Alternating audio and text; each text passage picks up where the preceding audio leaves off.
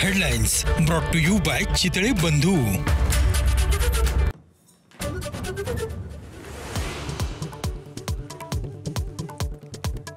मी थांबलो नाही त्यामुळे मोदींना 75 नंतर थांबा म्हणू शकत नाही। मोदींच्या वाढदिवसानंतर पवारांचं वक्तव्य।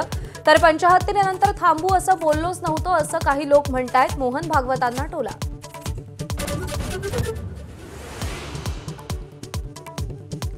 राहुल गांधींच्या हायड्रोजन बॉम्बची मीही वाट पाहतोय। शरद पवारांचं वक्तव्य। निवडणूक आयोगाच्या भूमिकेमुळे लोकांच्या मनात संशय निर्माण झाल्याची टीका।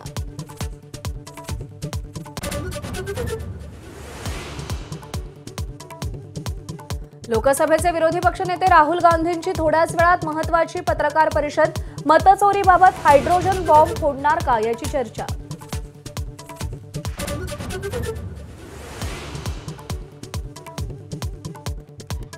उपमुख्यमंत्री एकनाथ शिंदेंच्या कृत्याची हायकोर्टाकडून गंभीर दखल। इमारती पाडण्याच्या महापालिकेच्या नोटिसा कोणत्या अधिकारात रोखल्या असा सवाल। 14 मजली नैवेद्य आणि 7 मजली अलबेला इमारत महानगरपालिकेकडून बेकायदा घोषित।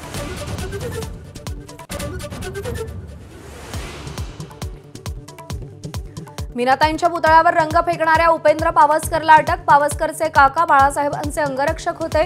ठाकरे पिता पुत्र पावसकर कुटुंबाच्या संपत्तीच्या वादात हस्तक्षेप करत असल्याचा आरोप।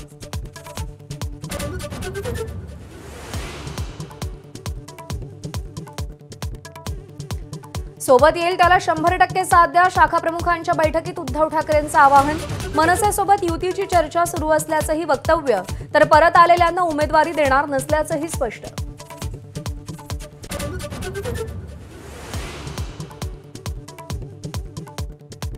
देशभरातील मराठा समाजाचं दिल्लीत अधिवेशन घेणार। मनोज जरांगेंची घोषणा।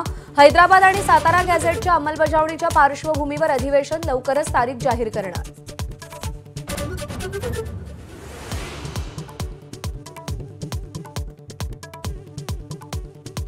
पुण्यातल्या गुंडांची सर्वसामान्यांवरही गोळ्या झाडण्यापर्यंत मजल।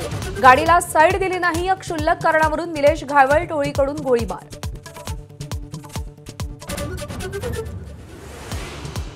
पूजा खेडकरच्या आईवडिलांचा 4 दिवसांनंतरही थांगपत्ता नाही। ट्रक क्लीनरच्या अपहरण प्रकरणात शोध सुरू। अद्याप थांगपत्ता का लागला नाही सवाल उपस्थित।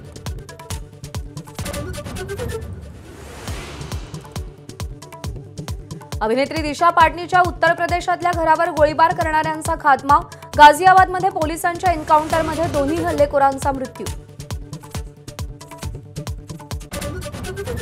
पुन्हा एकदा भारत विरुद्ध पाकिस्तान हाय व्होल्टेज सामना रंगणार। यूएई सोबत सामना जिंकल्यानंतर सुपर 4 मध्ये भारत पाकिस्तान लढत। पुन्हा राजकीय वाद पेटण्याची शक्यता।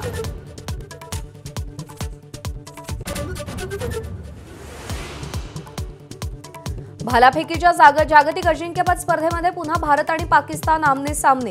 टोकियोमध्ये सुरू असलेल्या स्पर्धेत भारताचा नीरज चोप्रा आणि पाकिस्तानचा अरशद नदीम अंतिम फेरीत उतरणार।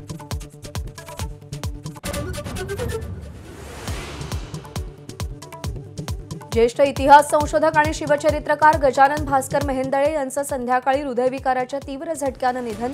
आज सकाळी पुण्यात अंत्यसंस्कार।